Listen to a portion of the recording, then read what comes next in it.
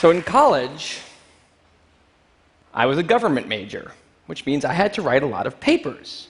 Now, when a normal student writes a paper, they might spread the work out a little like this. So, you get started maybe a little slowly, but you get enough done in the first week that with some heavier days later on, everything gets done and things stay civil. And I would want to do that like that. That would be the plan. I would have it all ready to go, but then actually the paper would come along, and then I would kind of do this. And that would happen every single paper. But then came my 90-page senior thesis, a paper you're supposed to spend a year on. I knew for a paper like that, my normal workflow was not an option. It was way too big a project. So I planned things out, and I decided I kind of had to go something like this. This is how the year would go. So I'd start off light, and I'd bump it up in the middle months. And then at the end, I would kick it up into high gear. It's just like a little staircase. How hard could it be? Just walk up the stairs. No big deal, right? But then, funniest thing happened. Those first few months, they came and went, and I couldn't quite do stuff. So we had an awesome new revised plan. But then those middle months actually went by, and I didn't really write words. And so we were here. And then 2 months turned into 1 month, which turned into 2 weeks. And one day I woke up with 3 days until the deadline, still not having written a word, and so I did the only thing I could. I wrote 90 pages over 72 hours, pulling not one but 2 all-nighters. Humans are not supposed to pull 2 all-nighters. Sprinted across campus, dove in slow motion, and got it in just at the deadline. I thought that was the end of everything. But a week later, I get a call, and it's the school. And they say, "Is this Tim Urban?" And I say, "Yeah." And they say, "We need to talk about your thesis." And I say, "Okay." And they say, "It's the best one we've ever seen."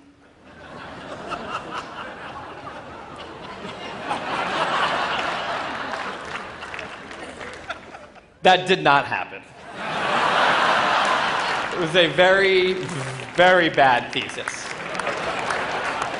I just wanted to enjoy that one moment when all of you thought, "This guy is amazing." No, it was very, very bad. Anyway, today I'm a writer, blogger guy. I write the blog Wait, But Why? And a couple of years ago, I decided to write about procrastination. My behavior has always perplexed the non-procrastinators around me, and I wanted to explain to the non-procrastinators of the world what goes on in the heads of procrastinators and why we are the way we are. Now, I had a hypothesis that the brains of procrastinators were actually different than the brains of other people. And to test this, I found an MRI lab that actually let me scan both my brain and the brain of a proven non-procrastinator, so I could compare them, and I actually brought them here to show you today, and I want you to take a look carefully to see if you can notice a difference. And I know that if you're not a trained brain expert, it's not that obvious, but just take a look, okay? So here's the brain of a non-procrastinator. Now, here's my brain.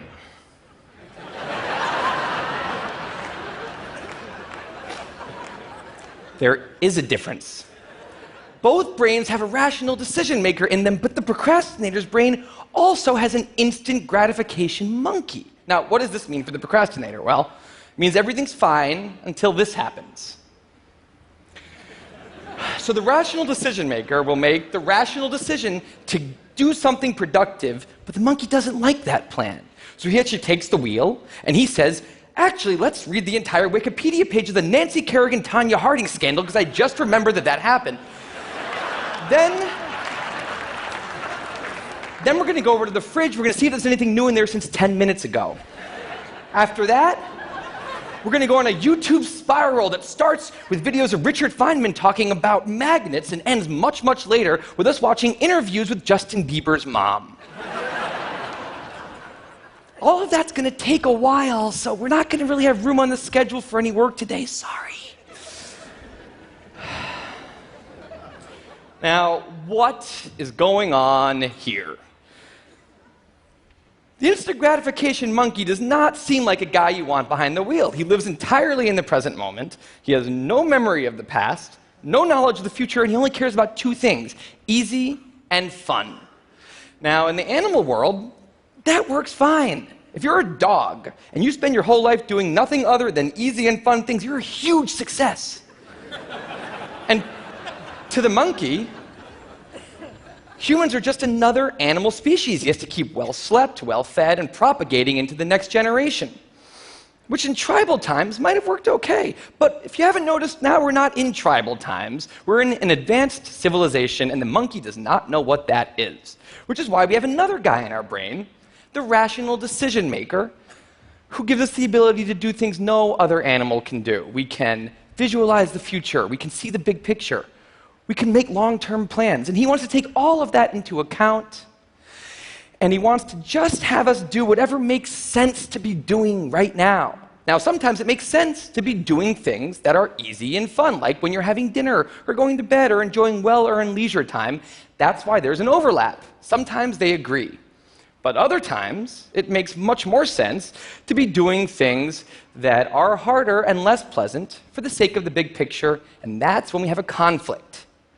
And for the procrastinator, that conflict tends to end a certain way every time, leaving him spending a lot of time in this orange zone, an easy and fun place that's entirely out of the make sense circle. I call it the dark playground. Now, the dark playground is a place that all of you procrastinators out there know very well. It's where leisure activities happen at times when leisure activities are not supposed to be happening.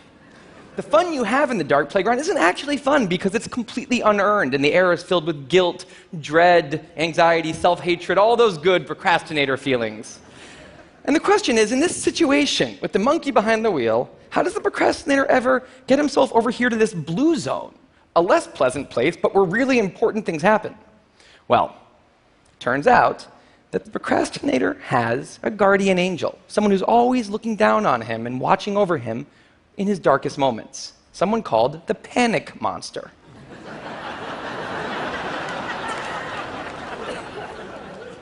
Now, the panic monster is dormant most of the time, but he suddenly wakes up anytime a deadline gets too close or there's danger of public embarrassment, a career disaster, or some other scary consequence. And importantly, he's the only thing that the monkey is terrified of. Now, he became very relevant in my life pretty recently because the people of TED reached out to me about 6 months ago and invited me to do a TED Talk.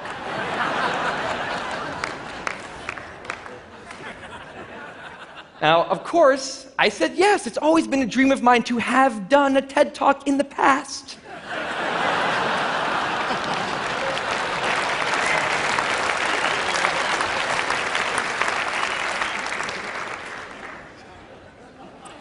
But in the middle of all this excitement, the rational decision maker seemed to have something else on his mind. He was saying, are we clear on what we just accepted? Do we get what's going to be now happening one day in the future? We need to sit down and work on this right now. And the monkey said, totally agree, but also let's just open Google Earth and let's zoom into the bottom of India, like 200 feet above the ground, and we're going to scroll up for 2.5 hours till we get to the top of the country so we can get a better feel for India.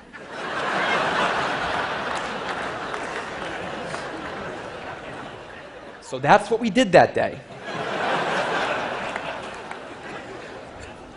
As 6 months turned into 4, and then 2, and then 1, the people of TED decided to release the speakers. And I opened up the website, and there was my face staring right back at me, and guess who woke up? So the panic monster starts losing his mind, and a few seconds later, the whole system's in mayhem.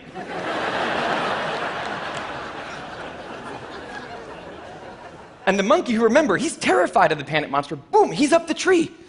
And finally, the rational decision maker can take the wheel and I can start working on the talk. Now, the panic monster explains all kinds of pretty insane procrastinating behavior, like how someone like me could spend 2 weeks unable to start the opening sentence of a paper and then miraculously find the unbelievable work ethic to stay up all night and write 8 pages.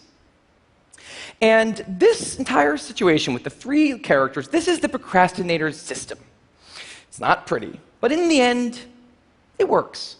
And this is what I decided to write about on the blog just a couple years ago. Now, when I did, I was amazed by the response. Literally thousands of emails came in from all different kinds of people, from all over the world, doing all different kinds of things. These were people who were nurses and bankers and painters and engineers and lots of PhD students.